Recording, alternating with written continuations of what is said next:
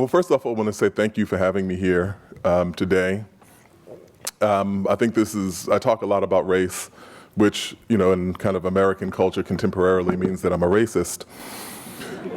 And so it's kind of like the first person to introduce the topic of race is thereby, trafficking in the so-called race card. And so this is one of the things that I do. But I have to say that, whenever people, say this, I'm kind of like, well, I'd love for someone to put me out of business. I'd love to be at a point where it was no longer necessary to have this discussion or to discuss this topic. So far, no one has been able to take me up on that challenge.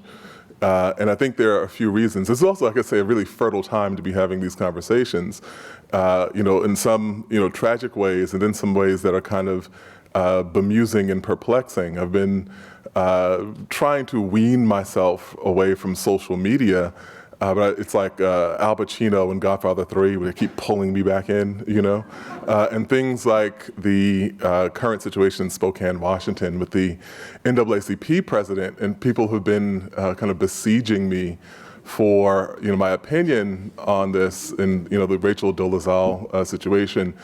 And I've been hesitant to engage, and kind of my one-line response to it is, apparently, you can go black and then go back, which is a kind of novel development, I suppose, here, and that's probably the most significant thing that I can say about that situation. Although there are some significant things that I could say about that, but I'll come back to that perhaps at the end. Finally, I've been kind of writing about this topic for some time. But most frequently and most recently writing about it at the New Yorker. I'm a staff writer there. And so, I started out writing about Trayvon Martin and, what happened in that circumstance. And then last summer, my editors, called and, said, would you like to go to Ferguson? And I said, sure, I'll go down there and see what I can see. And, I had this experience of kind of feeling like my syllabus had jumped off the page, the African American history courses that I teach. I felt like my syllabus had jumped off the page and I was kind of grappling with things that I'm normally teaching about or witnessing things that I'm normally teaching about there. And so this is, what brought me to the realization that kind of the great hazard of doing work around this issue in the United States is the difficulty in kind of discerning the past from current events, current affairs. And so the talk that I want to do today about contingent citizenship talks about those connections between the past and the present.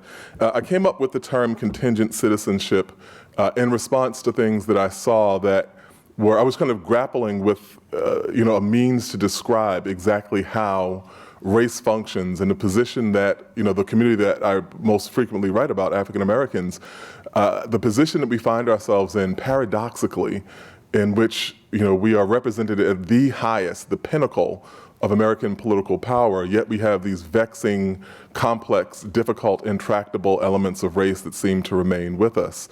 And so at the very outset of this, I remember talking to a friend about the rush to believe that the election of Barack Obama was going to be a kind of antidote or immunization for the proliferation of racism in this country.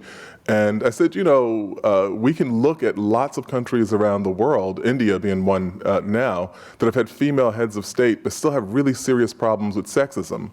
One of the things that, is going on in India where people are selectively aborting if they find out the gender of the child, the sex of the child, and if it's female. And so it's kind of making a testament to the belief that males are more valuable as children.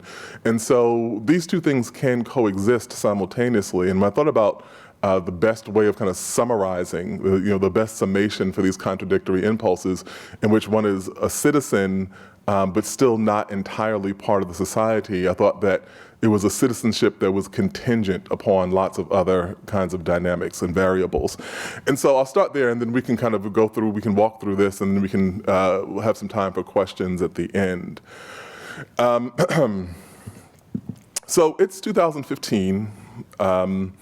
And we are currently in the midst of, and have been for the last few years, in the midst of a kind of cycle of anniversaries and a kind of cycle of reminiscences and remembrances and so on. It's kind of most apparent in this being the 150th anniversary of the end of the Civil War. And so we've seen some conversation around this as well, as this being the 50th anniversary of the Voting Rights Act of 1965. And because we've been in this kind of commemoration space for a minute, last year was the 50th anniversary of the '64 Civil Rights Act. The year before that, we saw the 50th anniversary of the March on Washington. Each of these things duly commented upon and eliciting a kind of how far have we come, how far have we yet to go style of commentary, which is fitting and appropriate. But I think that in some sense, we have a kind of narrative of progress in this country which we tend to resort to when things get difficult, when we have conversations that are uncomfortable. We tend to resort to this narrative around progress. And I always think that the narrative of progress actually gets in the way of making more of it. It's like the person who says, well, you know, I started out and I could not get off my couch, but now I can run 3 miles. And that's really great. But if your goal is to run a marathon, it's best to not dwell too much on the 3-mile mark. And I think that sometimes this is how we handle race in this country. One of the lesser recognized anniversaries is that this is the 100th anniversary of the death of Booker T. Washington. He died in 1915. And you know, to the extent that we think about Booker T. Washington now, we think about him in the context of his famous rivalry with W.E.B. Du Bois. As just a kind of brief outline, at the end of the 19th century, at a point at which the immense and really stunning progress made during Reconstruction was rapidly being dismantled, and the so-called redemption governments in the South were very violently reinstituting white supremacy as the law of the land in the South in every kind of aspect of political culture, social culture, and so on. Booker T. Washington rose to prominence. And he said that we've been going about this all wrong. We've been going at it, you know, the wrong way.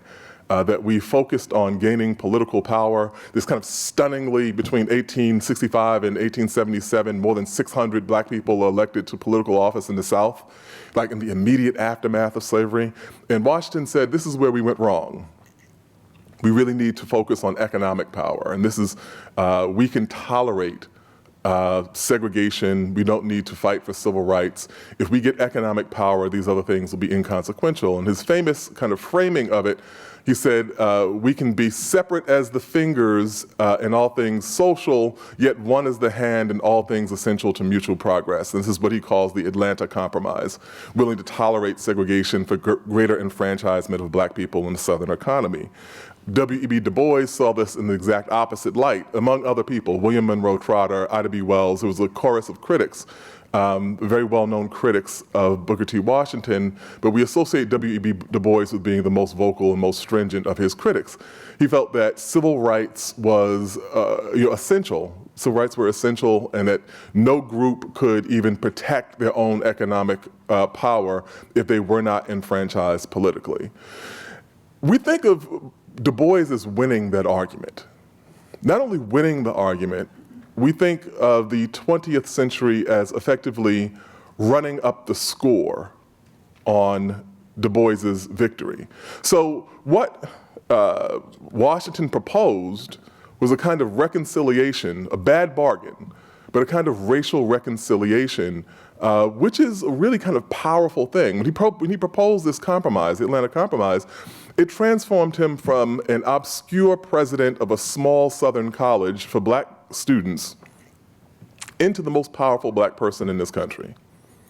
He gained the ear and the attention of industrialists who were eager to fund his idea. They thought, one of them, in what was the most backhanded of compliments, someone referred to him as no ordinary darky, and he was able to gain He was able to gain the ear and the support of industrialists, which made him by far the most powerful black person in this country. When I talk to my students in class, I say if we were kind of constructing a political hierarchy of power, adjusting for the era in which they existed, probably the most politically influential black person to ever be in this country is Barack Obama, and the second most would be Booker T. Washington.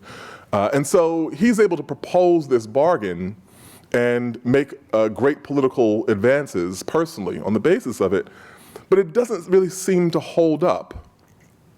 When we look at the struggles of the 1930s and 1940s, certainly the civil rights movement, of which people view W.E.B. Du Bois as being the godfather of it, and him dying in that kind of poetic moment in 1963. He dies the night before the March on Washington, and people make this comparison to Moses dying right before, but not allowed, never able to set foot in the promised land. And this is how we see Du Bois. If there was any question about who won that argument, it seemed to have been kind of permanently resolved on November 4th, 2008. The election of the first black president of the United States, which is a direct product of the civil rights movement that Du Bois had called for. And at that moment, we saw a kind of reconciliation, or we talked about a kind of reconciliation. People began using the rhetoric of post-raciality, saying the country had essentially severed its ties with history and inaugurated a new moment in the American idea. And so, interestingly enough, this is a person, Barack Obama, who, like Booker T. Washington, is biracial. Like Booker T. Washington, understands himself and is widely understood as a person of African descent, as a black person in the way that race operates in this country.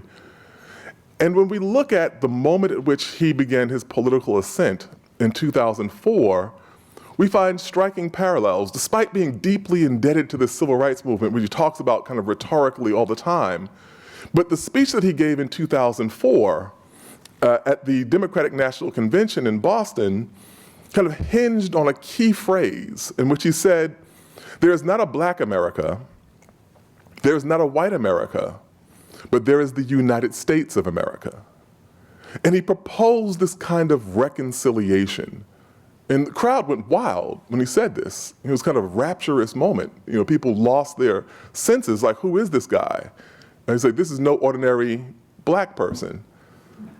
But when we think about it, that night in Boston, black unemployment was roughly twice white unemployment. There were nearly 900,000 African Americans incarcerated, a staggering number. Almost 4,000 per 100,000, which is the largest number in the world per capita. That there are blacks who are disproportionately impoverished, underrepresented politically, and faring poorly on every sector, kind of every indices that we could chart. So there's not only a black America and a white America, there's a poor America, there's an America that's disproportionately incarcerated, there's America that dies under circumstances that are tragic and far too frequent. And so, you know, at this moment, I'm kind of sitting there watching this speech, and it's kind of amazing. So he says, you know, there's not a black America, there's not a white America, there's the United States of America, and I'm going, that's a lie. And kind of all the black people in the audience knew it was a lie. But it was like, you know, I gotta do things at my job I don't like either. And so it's like, I see what's going on, I'm not going to knock your hustle, so to speak. You know, you do you. And especially the way that people kind of did this. And it's kind of this subtle language of, the subtle way in which he deploys the language of racial reconciliation, sometimes not even verbally. 4 years later, when he's about to accept the Democratic Party's nomination for the presidency, Barack Obama points to, in the audience, well, he doesn't, but another member of the Democratic Party, elected official, points to, I believe it was John Kerry, points to Obama's uncle and asks him to stand up because his uncle is a veteran of World War II, and they would like the audience to recognize him. And this is the first black president, first black nominee for the presidency of the United States, and this aged white man stands up and has his military cap on, and kind of, I was a delegate to the convention in 2008, and there was kind of a roar of laughter, especially among the African American delegates. And someone next to me said, if I had a white uncle, I'd take him to every job interview I went to. And so we're kind of looking at this idea of reconciliation in the way, and the cost and the terms under which it can exist. There are two other anniversaries that I want to just make a quick mention of, or at least one other, and then we can kind of move on from here. This is also the 80th anniversary of the 1935 Harlem riot.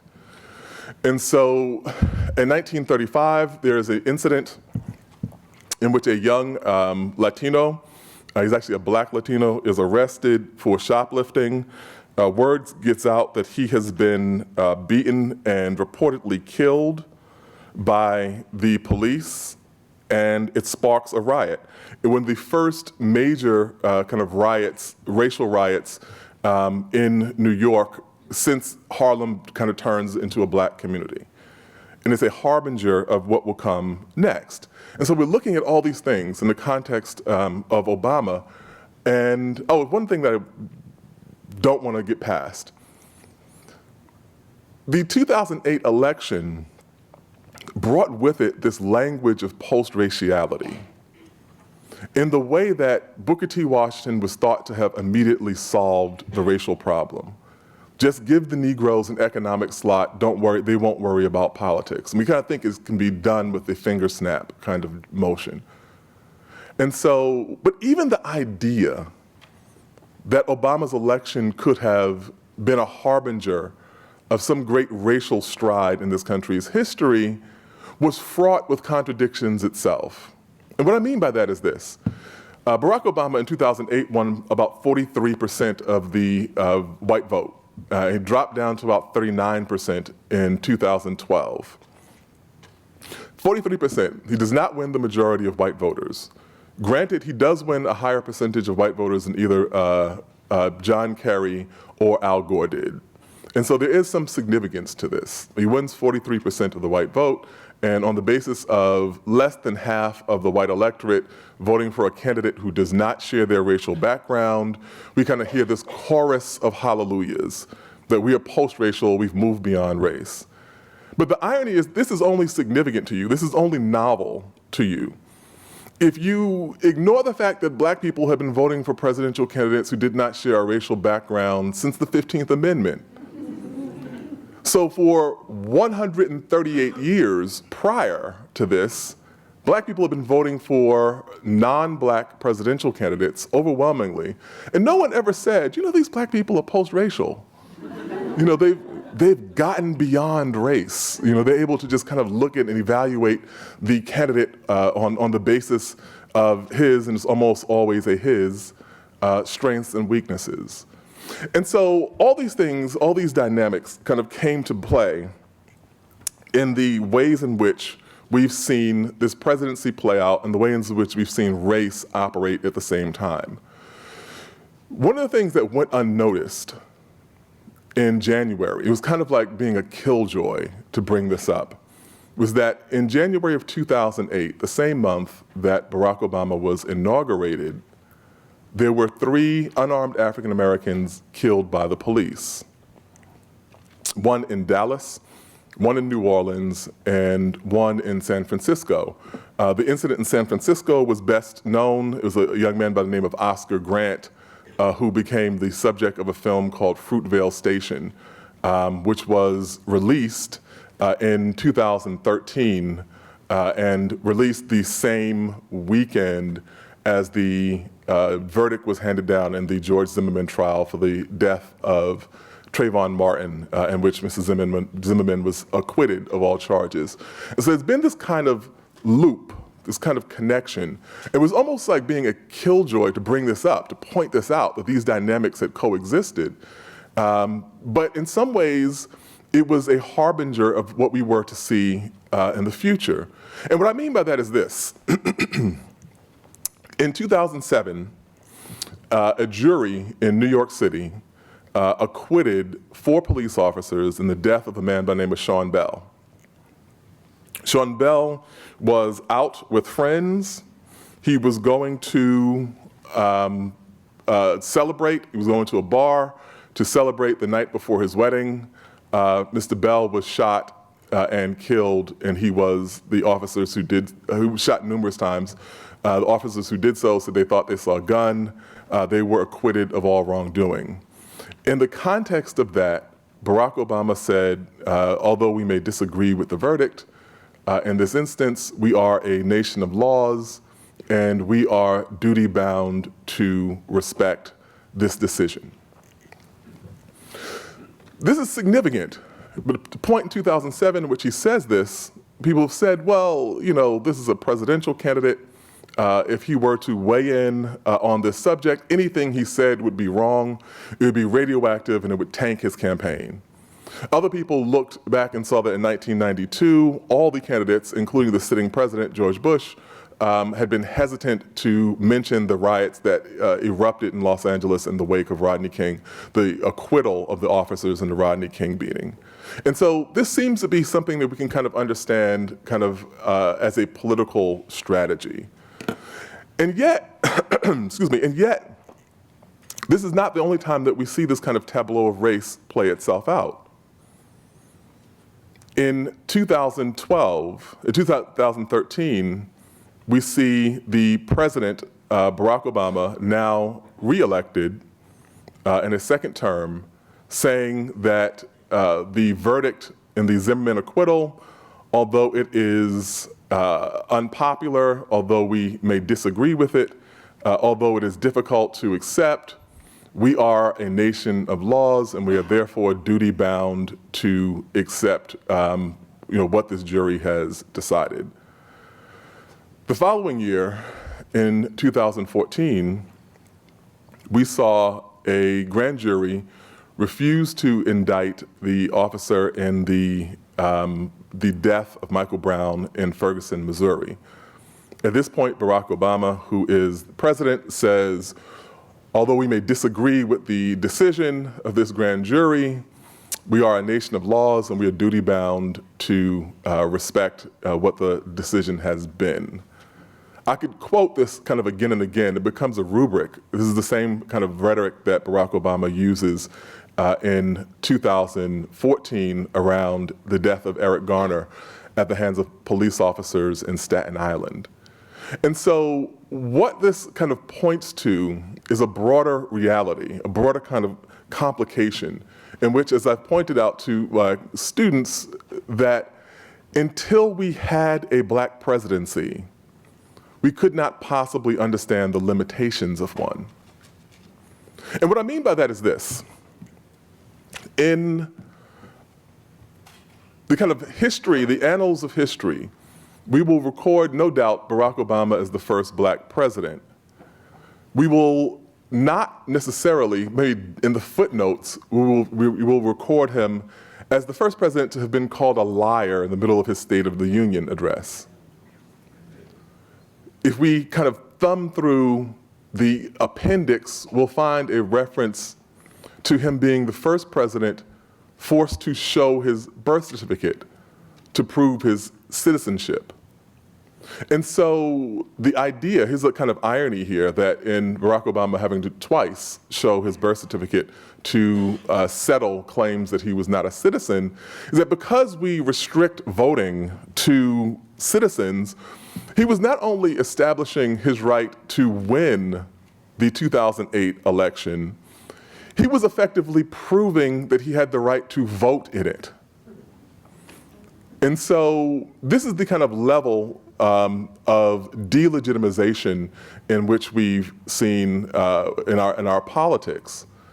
And so we could go on further, kind of more recently, about the incidents in negotiating with Iran, the unprecedented intrusion into the international diplomatic process, in which members of the Senate wrote letters attempting to scuttle the anti-nuclear proliferation deal that was then being negotiated by John Kerry and his counterparts in the Iranian government.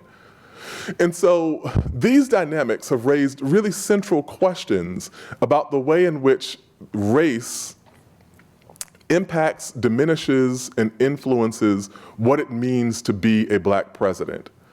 So for the electorate, certainly for the black portion of it, who had seen this individual who represented so much of their claim on America in 2008, a kind of validation when people went to the polls, when they went to the polling places, to the voting booths, and were taking photos of themselves voting for the black president. This was not simply about winning a particular election, but it was a validation of an outlandish idea that citizenship was possible. In my own personal biography, my own narrative, I think of this in terms of my father, who left Georgia as a young man, believing that there was no future for him there, in the midst of the Depression. I'm a late life baby, which is why my father was actually a teenager in the Depression. But in the midst of the Depression, my father left rural Georgia, certain that if he had attempted to exercise his right to vote, he would have been killed. That was simply not allowed for black people in Hazelhurst, Georgia in the mid-1930s. One of my earliest memories, in fact, was as a child, my father taking me into the voting booth with him in 1976 as he voted for Jimmy Carter in order to kind of let me know, to understand the importance of the right to vote, the franchise. In 2008, I represented his state as a delegate to nominate the first black president. This is amazing. And then this president is forced to prove that he is actually a legitimate citizen. So what does this mean? For a certain portion, certainly a significant portion of black America, the question becomes, if the most powerful man in the world can be played like that on the basis of his race, what exactly can we expect? And so the idea of citizenship is key here, not simply Barack Obama's citizenship, but kind of the metaphorical citizenship of the people whose claim on America he most closely represents. And so one of the kind of most notable things here, and we talk about this anniversary, these kind of periods of anniversaries here, is that in 1964, in the midst of the contentious debate around the Civil Rights Act that was then on the floor of Congress, there is a senator from Alabama by the name of J. Lister Hill who stands up and says that the Constitution of the United States does not provide for the creation of distinct categories of citizens. It does not. And so there are no varying tiers of citizenship according to the Constitution. In the contemporary context, this sounds like an argument in favor of the '64 Civil Rights Act. There are no categories of citizen. But Hill is an Alabama senator. He was attempting to scuttle the Civil Rights Act. How?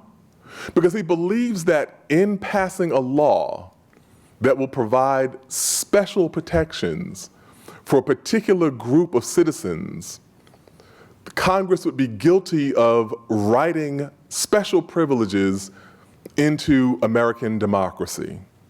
So it is not the idea, it's the kind of myopic lens by which one does not look at the rights afforded to whites as a category of special privilege in and of itself, but the protection of blacks from the infringement upon those rights is in and of itself the creation of a special category of American citizen. And so we like to think that this is a kind of bankrupt idea, that this is an idea whose time has lapsed, that J. Lister Hill's rhetoric expired. It's something that we look back upon and laugh. However, last summer, in 2013, in the Shelby versus Alabama case, the United States Supreme Court struck down a significant portion of the Voting Rights Act of 1965.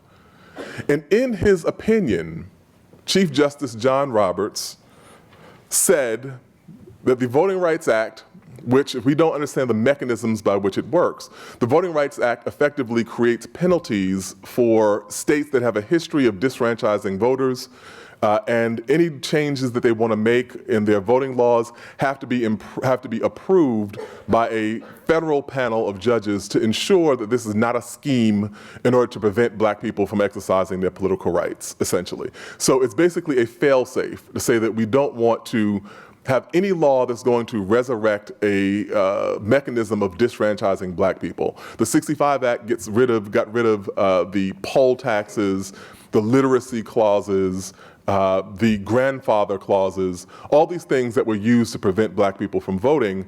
And so kind of recognizing that some new mechanism might arise in its place, what the Voting Rights Act said was that any place that has a history of disfranchising black voters is responsible for having their laws cleared by a federal panel of judges. And so what John Roberts said in response was that this law presumes racism on the part of white Southerners in a discriminatory fashion, no less. And he says, he's kind of rhetorically asked, are white Southerners more racist than whites anywhere else? And of course, anyone who knows, not just kind of experientially, kind of empirically, you can say yes. Like, this is not simply to say you're trafficking in stereotypes. When you actually do public opinion polling and track that towards kind of racially loaded ideas, they continue to proliferate in the South. But what John Roberts said in the midst of this was that this law effectively discriminated against Southern whites. The same kind of logic that J. Lister Hill deployed all those many years ago, 51 years ago this year. And so what we found is that this has effectively brought to light a particular kind of dynamic in American history, a particular kind of dynamic that pertains to lots of people, but is perhaps most visible in the case of African Americans. And that is the idea of one's citizenship consistently being contested, of you having only the rights that you are willing to stand up and fight for. And so when we look at the course of African Americans, 1965, in 1865, we believe that the 13th, 14th, and 15th Amendments would eradicate the racial problem in this country as we understood it. 65, 68, and 70, I should say, for those amendments. In 1965, the idea was that the Civil Rights Act of 64 and the Voting Rights Act of 1965 had kind of created a fail-safe by which racism could not diminish the level of citizenship that African Americans experience. In 2015, we have another vexing set of questions. So I mentioned that 80 years ago was that this was the 80th anniversary of the Harlem Riot of 1935. If we look at kind of the history of urban riots in the United States, we kind of find this interesting kind of parallel theme. Like, now we think of Harlem as African-American community by and large. Kind of gentrification has changed that some. But when we think of Harlem, we identify it with African-Americans. But the Harlem Riot of 1935 occurred just at the point at which Harlem had kind of become a black community. In 1910, blacks were only about 10% of the population of Harlem. And by 1935, they were more than 60% of the population. And consequently, people began to feel that policing in Harlem was most driven by the desire to make sure that black people did not pose any or impose upon spaces in which white people existed in Manhattan.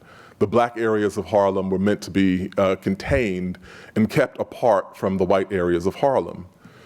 If we looked less than a decade later to the 1943 Detroit riot, I know we now think of, the only white person in Detroit is Eminem, but But in Detroit, this was a largely white community. In 1920, Detroit was 96% white, 4% black. By 1943, the black percentage of the population had quadrupled. When a riot breaks out between black and white populations, a young attorney by the name of Thurgood Marshall is dispatched to Detroit to find out what happens. He files a report saying that as the black population increased, the policing here was consistently related to making sure that blacks remained in the places where they were and that they did not impose upon places where whites were. And this is the dynamic that people talked about in terms of policing. Kind of also notably, you can find in Detroit, lots of northern cities, but you can find in Detroit too, advertisements that we think of kind of associate with the Deep South. We're saying rental spaces, apartment for rent, only whites need apply. We kind of think of these things as southern elements, but as the black population in the north increases, these same things happen. And Watts and Compton, actually, in California, the huge riot of 1965, which happens just 5 days after Lyndon B. Johnson signs the Voting Rights Act, the kind of narrative that we've seen in the film Selma, well, if they had carried that film 5 days further, they would have shown this huge riot breaking out in Watts. And again, the same sort of dynamic. At the end of World War II, Watts was a largely white community, as was Compton.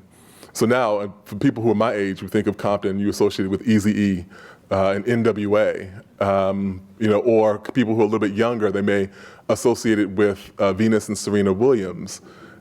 These are largely African-American communities, but as they became African-American, as these kind of demographic tides turned over, these sort of conflicts began emerging. And you saw the same sort of narrative pop up. But people said, well, the policing here is mostly driven by making sure black people do not move out of the spaces in which they are designated to be.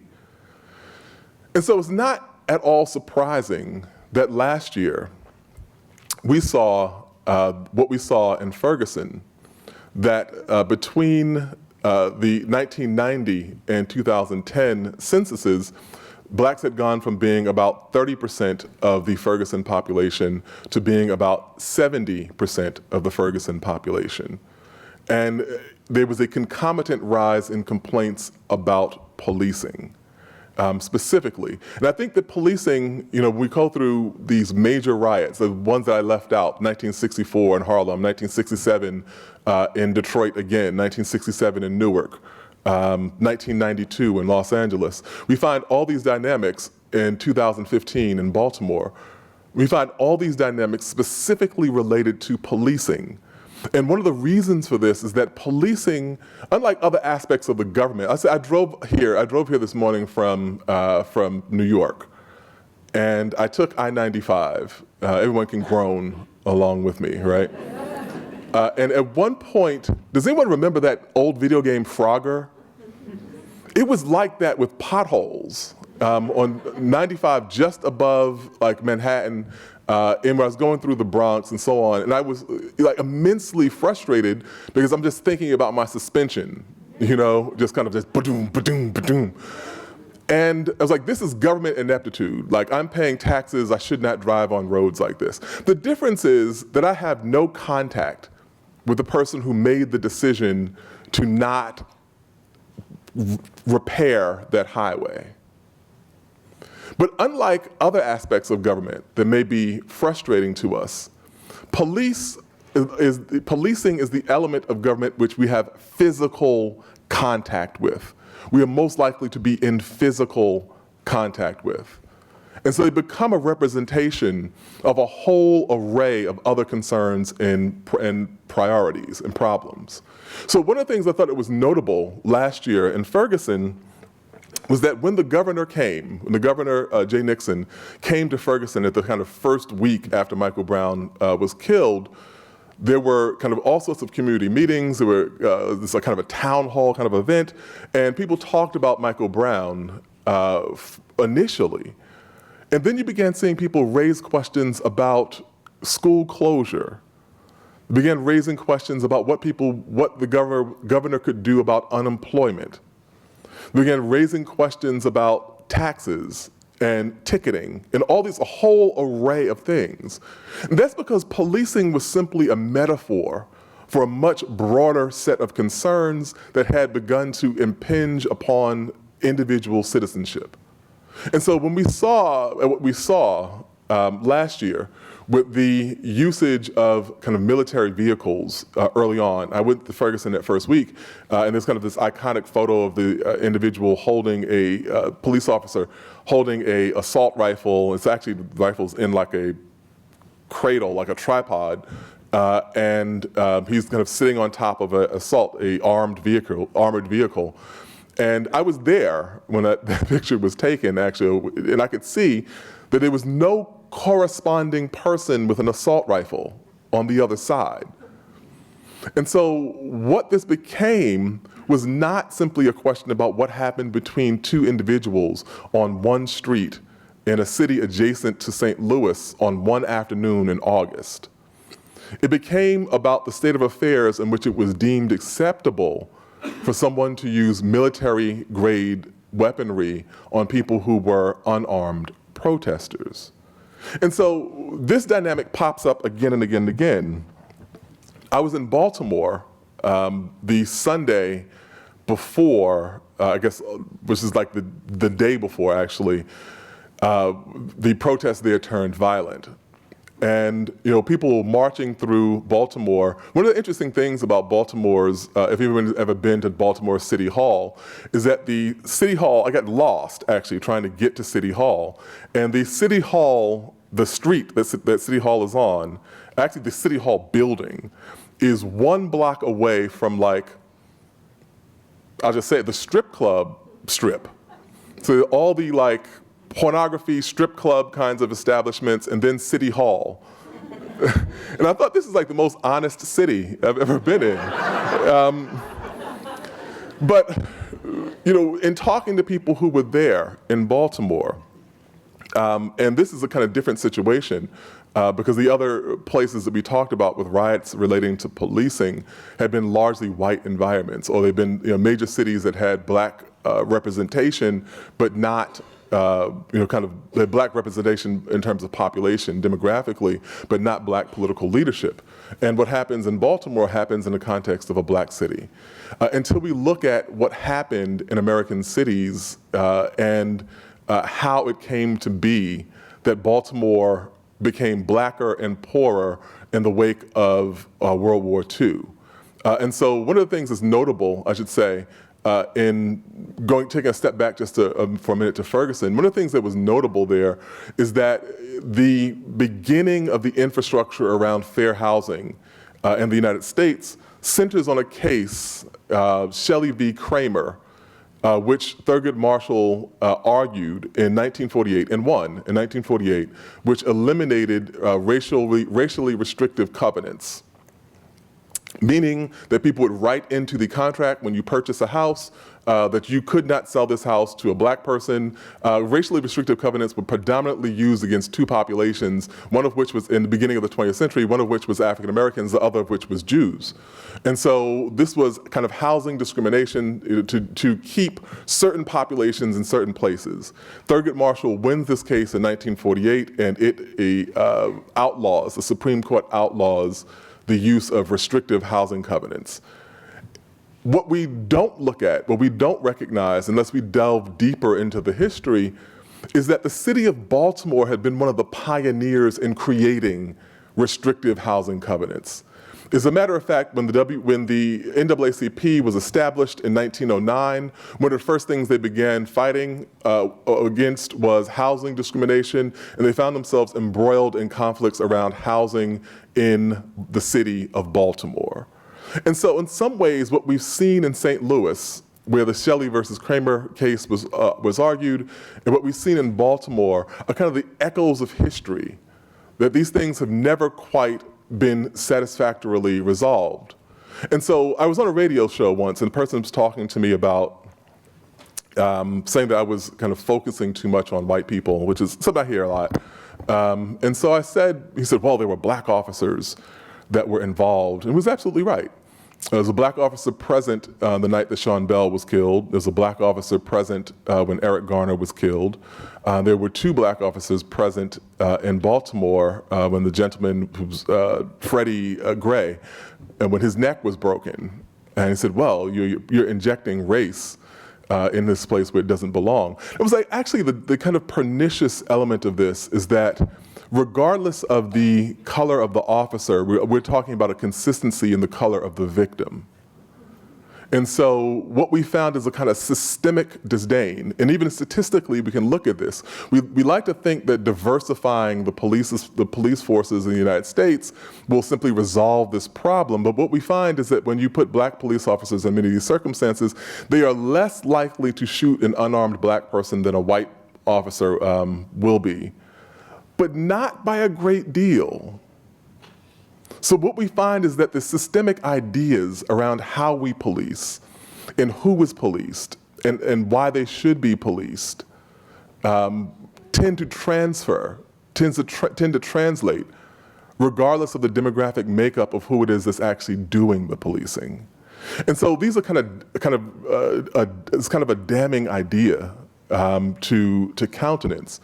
But there's another thing that we should think about. You know, when people accuse me of kind of talking about this in terms of black people too much, there was a report that was released just recently that said for the first 6 months of 2015, there were 385 people who were killed by police.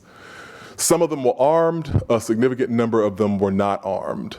Of these people who were killed, 105 of them were African American. And when we look at blacks being about 13% of the population, representing a little under 1/3 of the number of people who were killed, we see a dramatic overrepresentation of black people. But lest we kind of focus on this too much, there are about 200-something whites who were killed by police in 2015. And this is kind of the way that race tends to function, that because we can observe the excessive use of force when it comes to African Americans and say, oh, well, that's just a problem that's been going on for a really long time. But individual white people are kind of blinded to other questions that directly affect them. Is this the kind of policing that we should have? We have staggeringly much more violence, police violence directed at unarmed civilians in this country than we do in other comparable nations. And so these are the kind of dynamics that we see playing themselves out and interweaving themselves in the course of Barack Obama's presidency. And so there are 2 other points that I just kind of want to make here, and then we can open to questions. One of which is this. When we looked at Ferguson, there was kind of a curious thing that people talked about. They said, well, you know, this is weird. There's a place that has a 67% black population. There's only 1 black representative out of 6 on the city council. There's never been a black mayor. There's never been a black police chief. There's never been a black fire chief, yet blacks are 2/3 of the population. That's weird.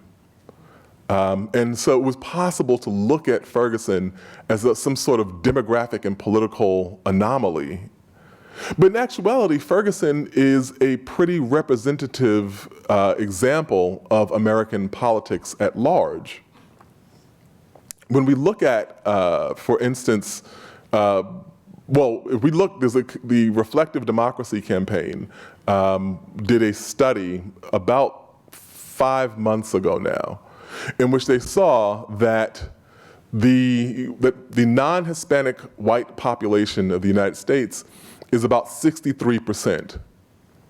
Yet whites hold, when we look at all the offices in the United States, not simply federal, state, we add all of them, federal, state, municipal, local, political offices, anything that you can run for and be elected to. If we add up all those offices, whites who are 63% of the population hold 90% of the political offices. And white men who are about 35% of the population hold 71% of the offices. And so that other third, 37% of the population who we think of as people of color, are squeezed into one 10% sliver of American politics. And so when we talk about this, when we talk about the dynamic of the Voting Rights Act being eviscerated 2 summers ago, when we talk about what we've seen in American cities and the kind of conflagrations and conflicts that have corresponded with Barack Obama's presidency, what we're actually talking about, without saying so, is that same question that Booker T. Washington dealt with in 1895, the extent to which people of color will be represented as a political force, as a political entity in this country. And so it's no coincidence, for instance, that we have, at the same time that we're talking about voting rights and renewed pushes around debates around things like voter ID and so on, that we also have a really kind of the possibly most electric issue in American politics is immigration. Immigration, who gets to come here, and voting rights, what percentage of those people get to vote? And so John Sell, who is a historian, wrote a book in the 1960s called The Highest Stage of White Supremacy. And in it, he talked about, did a kind of comparison of South Africa and the United States. He used this term called Herrenvolk democracy. It was like democracy is a states in which there is an actual democratic electoral process, but it simply does not extend to the entirety of the population. But there are certain folk who are enfranchised and another part of the population that is not. And he said, under these circumstances, it is much more likely that you will be in a stringently exclusionary society if the enfranchised population is the minority. If the enfranchised population is the majority, they may exploit a minority, they may exclude them, but they probably will not do so with the same sort of rigid adherence that a population that is very much outnumbered will do. And so as we kind of look at the United States, in which people of color are predicted to become a majority by 2044, and we have passed the point already where there are more children of color being born each year than white children are being born. And this begins to coalesce into something that explains the anxieties we've seen that have attended Barack Obama's presidency, the kind of violent outbursts we've seen relating to American policing, the kind of concerns we've seen around immigration, and the kind of concerns that we've seen around voting rights. And so what I think we should be mindful of here is this idea that perhaps wildly idealistic, we might be able to propose a different kind of reconciliation.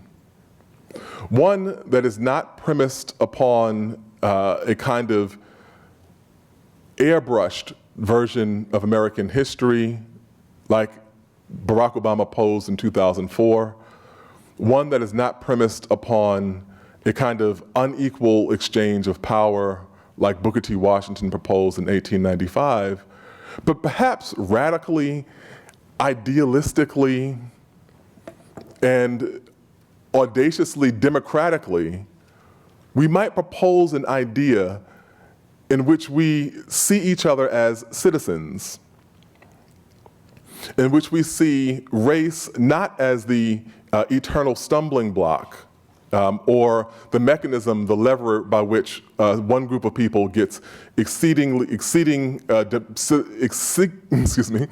excessive citizenship and another group of people gets contingent citizenship, but the idea that we might eliminate this and have an actual democratically inclusive society in which all of us are equal citizens.